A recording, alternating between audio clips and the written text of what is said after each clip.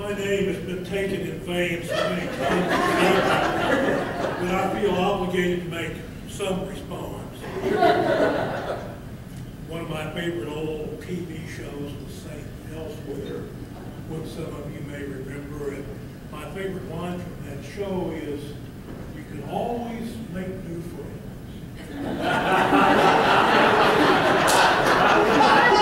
But you can never make old friends. And when I look back on a career of 41 years here at this institution, and having spent 4 years as a debater before that, looking around this group this evening, it occurred to me that my oldest friends, my dearest friends, were those that I met in this activity. The first time I walked on this campus in 1959, the first class I ever attended was a public speaking class taught by one Holy Spicer, who elicited and encouraged me to get involved in debate. And I go to a very small high school that didn't have a debate program at all. And I said, "What are you going to learn?" And he managed to put up with me for 4 years and make a semi-competent debater out of me. He also introduced me to gastronomical wonders that I never imagined existed. Mexican food, Italian food. He taught all of us that the approved cure for an ulcer is to cauterize it with Mexican food and hot sauce. And some of the fondest memories that I have as a student here at SMS is going over to the Spicer household, work sessions, get-togethers, always welcomed by Spike and Marion. Got to see all 4 of the Spicer children grow up, and was delighted a week ago to be able to attend Spike and Marion's 60th wedding anniversary when all the kids were there.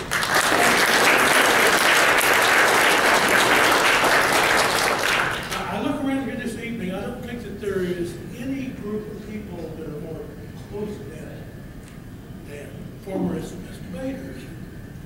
My old friend Kip Keller traveled all the way from Los Angeles for this event. One of the best debaters I ever heard. On the other side of the country, a man made from steel from New York, Bob Herzog from St. Louis. Bob Prezis over here, who you heard from earlier, I received a strange letter from 2 guys from Miami-Dade, St. Louis, who had graduated from Miami-Dade and were seeking a debate scholarship. And I was foolish enough to give them all the money. And so they came up to debate for us here. There were stories earlier about accommodations. I took Bob and Gary to one of the best known local flop houses, the Seville Hotel. Right, we got out there. And told them that this was the best that we had to offer. And if they had space, they would be well advised to accept it. And, they were a little astonished by it. And instead, they went out and found themselves a place in the trailer park with a view of groceries. I have fond memories of traveling coast to coast with Spike in a Grossmobile. For those of you later students who couldn't possibly appreciate the Grossmobile, it was a checker airport limousine that had 4 doors on each side, 42 feet long, which you could not turn a corner without running over somebody's yard or fire hydrant or something else. Spike has the distinction of having dropped the 40-foot-long drive shaft of a Grossmobile in front of the toll booth in the Oklahoma terminal.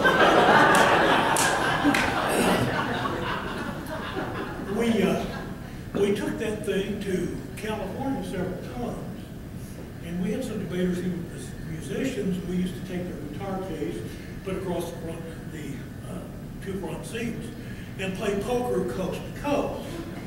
And that was important to Spike because it enabled him to win all of the food allowance for his neighbors.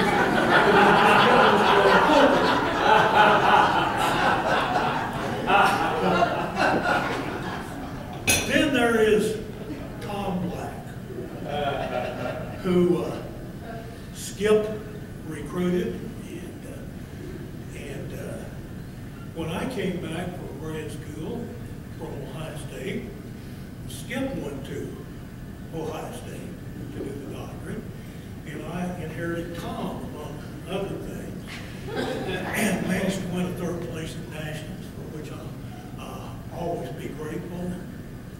Tom talked about the importance of research, and others have mentioned debate, teaching, research skills. Tom was an evidence machine. He was absolutely unbelievable. Back in the days when you carried 4 or 5 giant sample cases full of file indexes and everything else. And God, traveling with Tom was an experience. Sitting in the back seat, he'd say, "Well, listen to this piece of evidence I just found, Tom." And he would proceed to read it to me. And then another, and another, and another. And I kept thinking, when we're coming back from the East Coast, and Tom has been reading evidence for 2 hours, and I'm saying, thank God the sun is going down. The sun sets, and I hear flick, flick, flick. The cigarette lighter comes on, and I hear, "Tom, listen to this."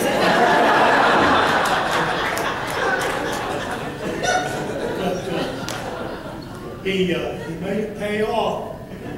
Joe Eigel has a pretty rare distinction, I think. He debated for me when I was the director of forensics at Ohio State while I was working on my doctorate.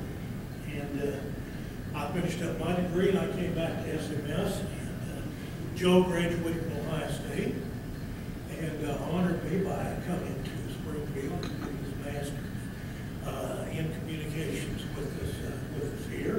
It was my GTA when he was a graduate student. So Joe kind of crosses over both worlds in my debate career. Skip Stovall and I have been friends at our age longer than either one of us can remember. We were undergraduates together. Skip was a freshman when I was a senior. And then when I came back to be Spike's assistant, Skip was in his senior year, so I was his coach. And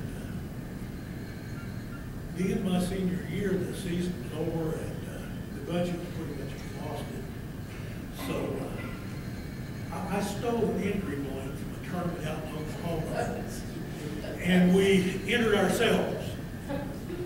And me, Stovall, Mike Dugan, who was here, Charlie Collins, a dear old friend that passed away a couple of years ago. And we took off in Skip's 59 Chevrolet in the middle of a blizzard, fishtailing all the way through Oklahoma. But now there were some things that Spike had not taught us. That in tournaments there are things called entry fees. And if you don't have a qualified judge, there is a judging fee. By the time we paid the entry fee and the judging fee, we had about $10 left. Fortunately, Stovall had a full tank of gas. They said, "How many banquet tickets would you like to have?" At $7.50 each. And being the elder member of the group, I responded, "Do we have to have food to go to the banquet?" That was a question the tournament director had not heard before. And said, I guess not. So we went to McDonald's and got a whole bag of about 50 15-cent hamburgers, went out to the latex on the lodge, dumped them all in the middle of the table, and joined in with the banquet. Jim Anderson, our illustrious chamber director, who just was designated as having the top chamber chapter in the United States, which is a great honor to the city and to the area.